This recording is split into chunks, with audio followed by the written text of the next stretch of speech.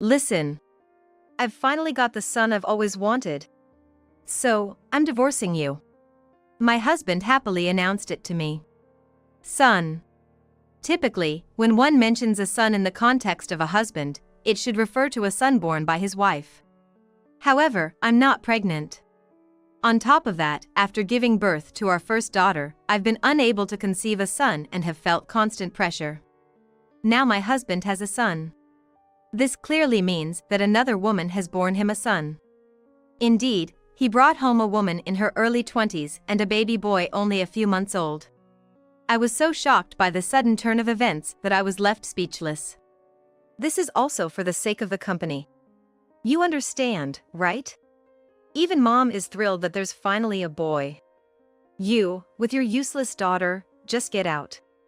The pressure from my husband and mother-in-law to have a son has been there since we got married, and now it seems my husband had an affair because I couldn't produce one. I can endure the abuse directed at me, but my daughter is undoubtedly his child. Yet, he wants to throw us both out, something I absolutely cannot tolerate.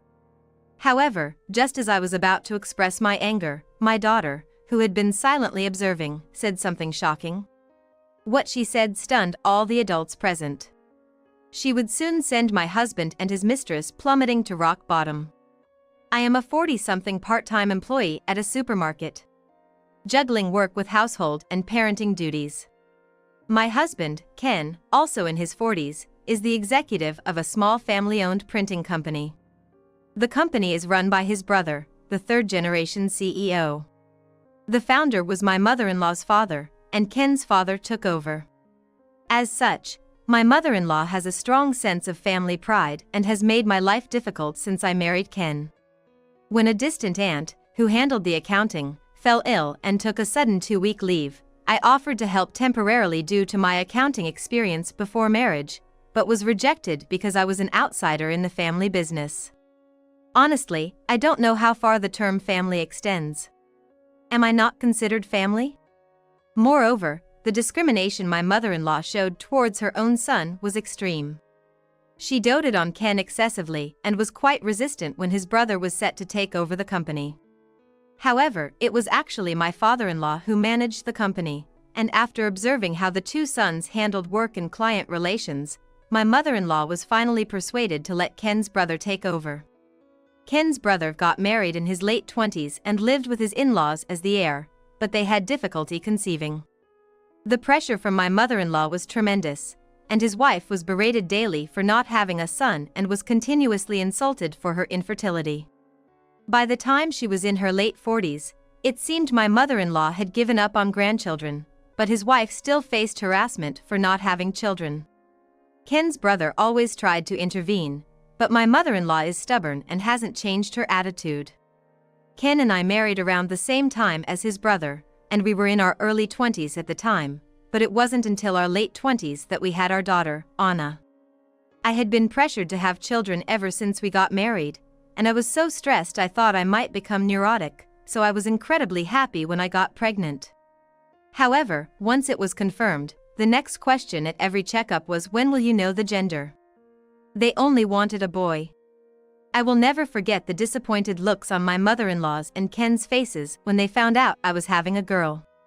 My mother-in-law, despite being told repeatedly that it was a girl, prepared boys' clothes and even tried to pick a boy's name on her own, doing unbelievable things. Gradually, I began to feel like a failure for not being able to have a boy, and I unjustly blamed my unborn child for not being a boy. But that changed the day I first felt the baby move. The moment I felt the baby's presence inside me, I resolved to protect it at all costs, no matter what. The harassment from my mother-in-law continued, and even on the day I gave birth, Ken didn't come to the hospital, and I gave birth to Anna alone. After being discharged from the hospital, the first time my mother-in-law saw my daughter, she said, "Next time, have a boy," and didn't look at her any further. Life became even harder after my daughter, Anna, was born. While I was struggling with the care of an infant and household chores, barely sleeping, Ken didn't help at all. Moreover, a month after giving birth, he demanded a son next time. I was too exhausted from childcare to have the strength to agree, and when I refused, he became sulky and it was really troublesome. As Anna grew, and because we didn't conceive again, Ken gradually became colder, and now that Anna is in high school, they hardly talk at all. Ken and my mother-in-law didn't participate in any of Anna's ceremonies. Ken even forgot his own daughter's birthday, went out drinking, and sometimes came home completely drunk. Anna and I would wait for hours in front of a fancy dinner and cake, hoping for him to come home. It was heartbreaking to see her like that.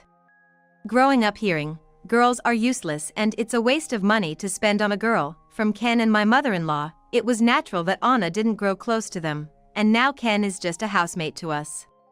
Meanwhile, since my brother-in-law and his wife had no hope of conceiving, my mother-in-law pressured me in my early 40s, saying it was my last chance to have a boy. Given our age and the fact that our marriage was already failing, it was impossible to try for another child. And if by some chance it was another girl, I couldn't think of having any more children with Ken. I'm so tired of being told the same thing for years. At that time, the management of the company where Ken was the executive worsened, and his salary was significantly reduced. Being a director, his salary was cut more than that of regular employees. The cause was a dispute with a major client, and the contract was terminated. Ken blamed his incompetent brother for his troubles and didn't seem worried even in this emergency. Losing a major client could be a crisis level for a small printing company, but does he not feel the urgency? Our household income was unavoidably reduced. I tried to help out with our finances and asked Ken about becoming a full-time employee since there was a chance at my current job to move from part-time to full-time. However, Ken strongly opposed it. He said it would neglect home responsibilities and there would be a loss of face for him, essentially meaning women should just quietly obey men. But if things continue as they were, we would barely manage to pay rent and utility bills, let alone provide for Anna's allowance or her commuting costs.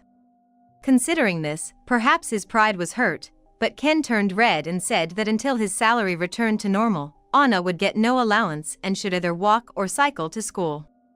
Since cycling wasn't an option due to the distance, Anna, seeing my dilemma, started working part-time at a cafe to earn her own money. I was proud of my strong daughter, yet felt nothing but irritation towards the prideful Ken.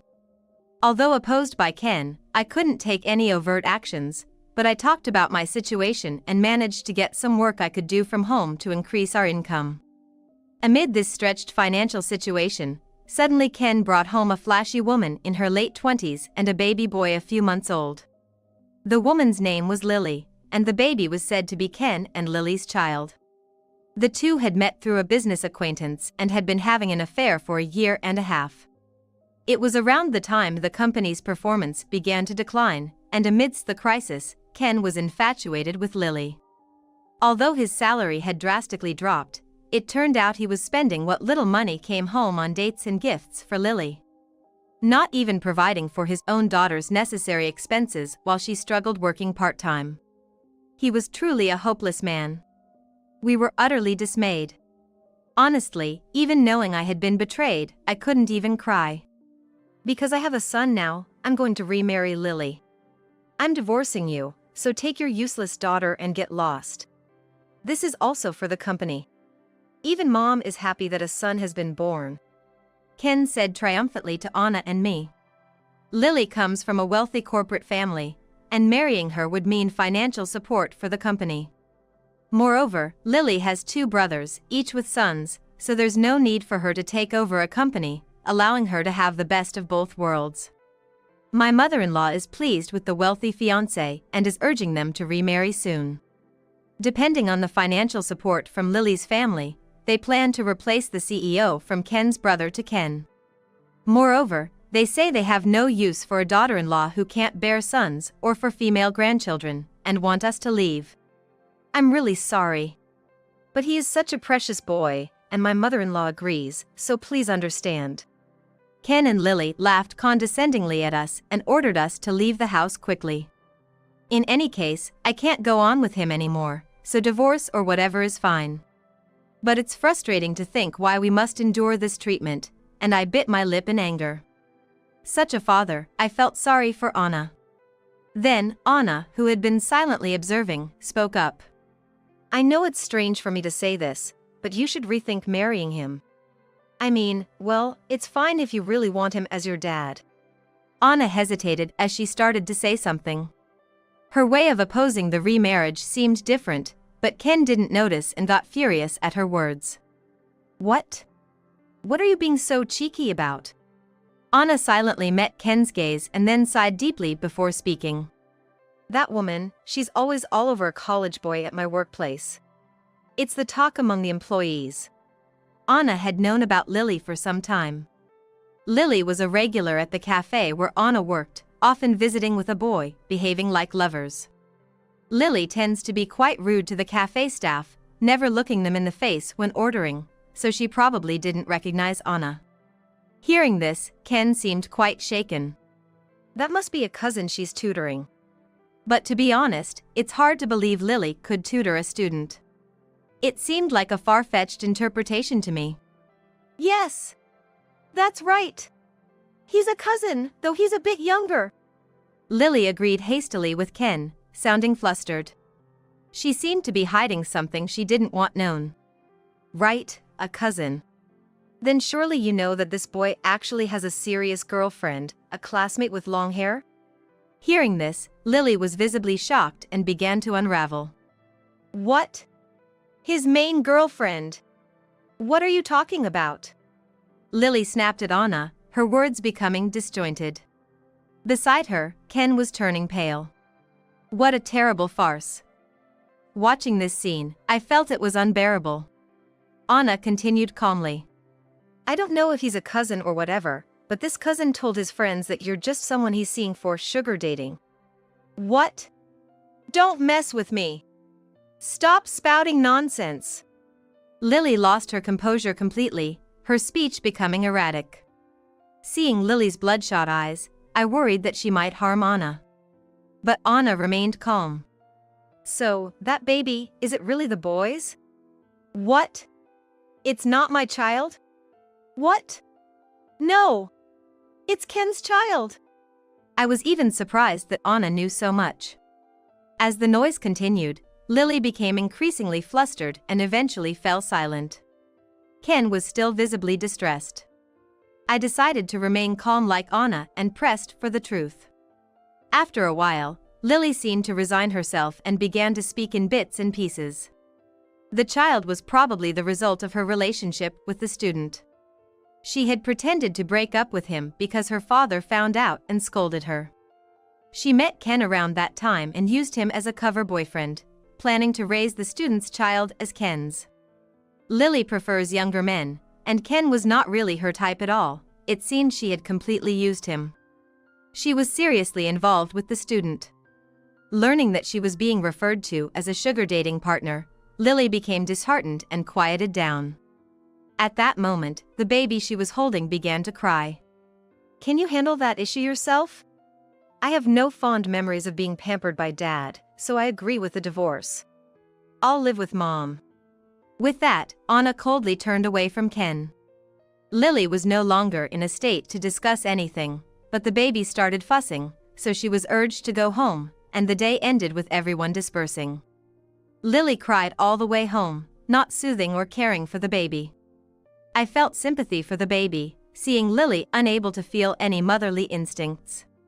Ken, unable to stay at home, decided to return to his parents' house for the time being. A few days later, Ken came home alone. Firstly, it turned out that the child was indeed not Ken's.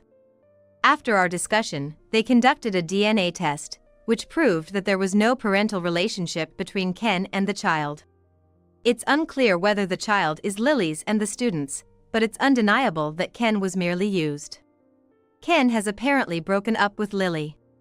Lily truly loved the student and wanted to have and raise his child, but opposed by her father and unwilling to ruin the future of a promising student, she decided to pretend the child was Ken's and planned to marry and raise him.